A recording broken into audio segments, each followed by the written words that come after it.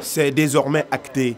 Le signal TV analogique s'est définitivement éteint ce jour au centre émetteur d'Abobo. Le Grand Abidjan et ses environs ne sont désormais couverts que par la TNT, télévision numérique terrestre, effective depuis le 8 février 2019. Cette extinction du signal télévisuel analogique, une grande réussite pour le préfet d'Abidjan. Et nous sommes heureux que ce qui nous est offert aujourd'hui va permettre à tous vos téléspectateurs qui deviennent de plus en plus exigeants d'être satisfaits et de procurer à vous-même qui êtes au four et au moulin, d'avoir la satisfaction morale qu'on ressent lorsqu'on a été utile pour soi et pour les autres. Un fait historique selon le président du conseil d'administration de la Société ivoirienne de télédiffusion. Venance Conan invite les populations à s'offrir rapidement leur kit TNT afin de recevoir les images. Des images d'une qualité supérieure. Lorsque la Côte d'Ivoire est passée de la télévision noir et blanc à la télévision couleur, c'est un peu le même effet. On passe d'un monde à un autre. C'est la marche du monde, c'est l'évolution technologique. Aujourd'hui, nous découvrons la TNT. Oui, chaque séparation a sa mélancolie. Nous qui avons connu l'analogique, qui avons vécu dans l'analogique pendant toutes ces années, on va le regretter un peu, mais au fur et à mesure, quand on va voir la qualité de la TNT, on finira par l'oublier très vite. L'un des grands avantages de la télévision numérique terrestre, la gratuité d'au moins 7 chaînes de télévision, dont les 3 chaînes du groupe RTI.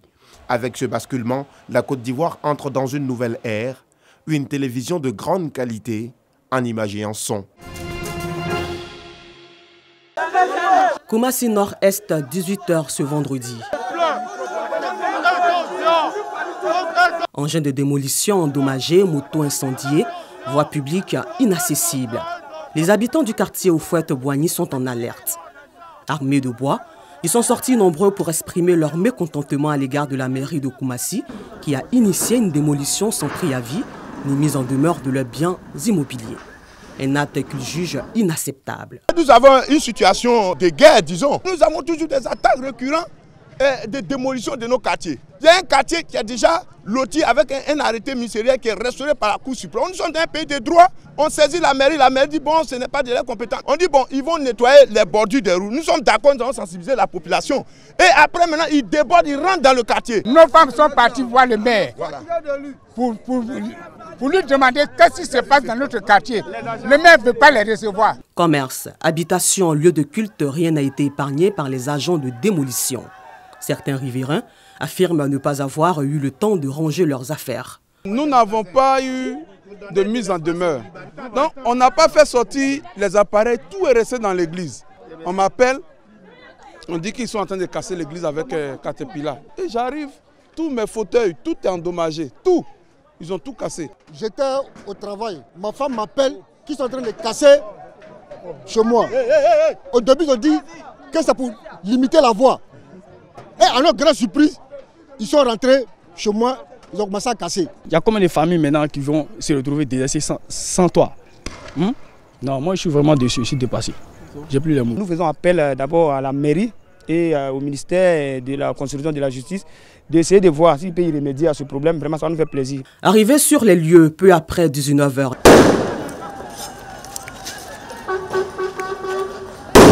Les forces de l'ordre ont ramené le calme dans le quartier. Toujours dans la commune de Koumassi, une opération de démolition a également été menée à quelques mètres du quartier Oufouette-Boigny. À la cité Prodomo, la situation est moins tendue, mais les sentiments sont les mêmes. Eric Adou, commerçant, affirme avoir fait une perte de plus d'1 million de francs CFA au cours de cette opération. Ce qui s'est passé, ça m'écoeure un peu, ça m'écoeure. Mais on n'est pas contre le développement, on est tous d'accord pour le développement. Mais c'est la manière qui n'y est pas. En matière de marché, d'abord, dans un premier temps, j'ai perdu pratiquement 400 000 francs. Ça, c'est un. Et puis, pour l'établissement même construit, on a pratiquement mis 1 200 000. En attendant une suite favorable à l'appel lancé aux autorités, plusieurs familles se retrouvent sans abri dans la commune de Koumassi, précisément dans les quartiers Oufouette-Boigny et Prodomo. Lac de la Loca, principale source d'eau potable de Bouaké. Le ministre de l'Hydraulique satisfait du stock disponible avant la période sèche de décembre prochain à avril 2022. 12 millions de mètres cubes, soit la même quantité d'eau qui a permis de couvrir la saison sèche dernière, les besoins en eau potable de Bouaké et environ. Nous avons aujourd'hui 12 millions de mètres cubes. Les populations consomment en moyenne 800 000 mètres cubes par mois. Donc nous avons 6 mois. En faisant le calcul, vous voyez qu'on tient bien le bout. Cela dit, Bouaké est-elle à l'abri des pénuries d'eau potable en cas d'aggravation de la sécheresse? Pour répondre, cap sur le projet de renforcement de l'alimentation en eau potable de Bouaké et 120 localités environnantes. Prise d'eau au lac de Kossou, station de pompage, usine de traitement de la Loca pour l'amener d'eau potable à Bouaké. Les travaux passés au peigne fin. Taux de réalisation 62%. Premier test janvier-février, début mars, nous allons emmener de l'eau ici jusqu'à l'usine ici pour alimenter l'ancienne usine de la Loca.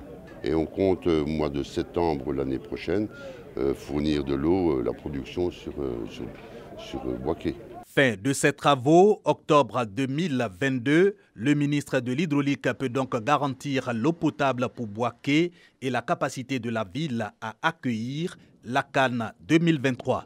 Les travaux ont tellement bien avancé qu'en cas de difficulté au niveau de la Loca, je pourrais pomper directement de l'eau de Kossou pour pouvoir donner à la population. Les choses avancent pour véritablement terminer les chantiers en fin 2022.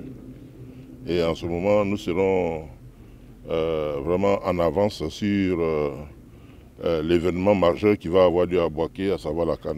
Le gouvernement a initié pour près de 170 milliards de francs CFA le projet de renforcement de l'alimentation en eau potable de Bouaké et 120 localités environnantes au lendemain de la crise de l'eau potable de 2018.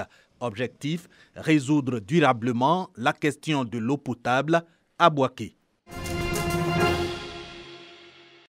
Une vedette des patrouilles d'une valeur de 20 millions de francs CFA avec un moteur d'une puissance de 150 chevaux mise à la disposition des affaires maritimes de Grand Bérébi par l'ONG Conservation des espèces marines et son partenaire américain Rainforest. Objectif, lutter efficacement contre la pêche illégale, la piraterie maritime et toutes sortes de trafics illégaux dans les eaux riches en poissons et autres fruits de mer.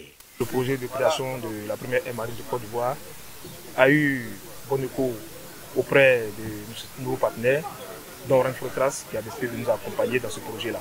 Et donc ce projet a consisté à faire toutes ces études qu'il faut du côté de la mer pour pouvoir appuyer le gouvernement et surtout de nous aider à accompagner les affaires maritimes et portuaires en mettant à la disposition un bateau pour la surveillance de cette petite zone dédiée à la conservation, mais aussi pour toute forme de trafic et pratiques illicites comme la pêche illicite. Le gouvernement a classé depuis l'an dernier Grand Bérébi comme première aire protégée de Côte d'Ivoire. La mise à disposition de cette vedette va donc renforcer la surveillance de cette aire protégée.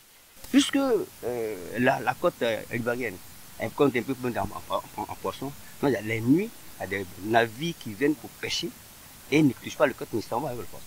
Et c'est une occasion, n'est-ce pas, pour les éloigner des côtes ivoiriennes. Merci à l'ONG SEM, Conservation des espèces marines, qui, avec son partenaire Rainforest, a bien voulu appuyer le gouvernement ivoirien dans sa logique de préserver nos acquis, dans sa logique de donner une autre image à notre police maritime, parce que la sécurité en mer, elle est très sensible et elle est importante. En plus de la vedette, l'antenne des affaires maritimes de Grand Bérébi a reçu une moto, toujours des mains de l'ONG Conservation des espèces marines. La hiérarchie du groupe D des éliminatoires de la Coupe du Monde Qatar 2022 se dessine un peu plus avant l'ultime journée. La première place va se jouer entre la Côte d'Ivoire et le Cameroun. Sous pression, suite au large succès des Lions indéoctables 4-0 face au Malawi, les éléphants se devaient de réagir. Opposés au Mozambique, les poulains de Patrice Baumel démarrent la rencontre sur les chapeaux de roue incarnés par la frappe de Mas Gradel, mais le gardien mozambicain est bien, sur ses appuis. Échéance retardée, dans la dynamique, les pachydermes parviennent à ouvrir le score grâce à l'attaquant de Sivaspor, Masgradel. Un acquis d'un but que les Ivoiriens préservent jusqu'à la pause.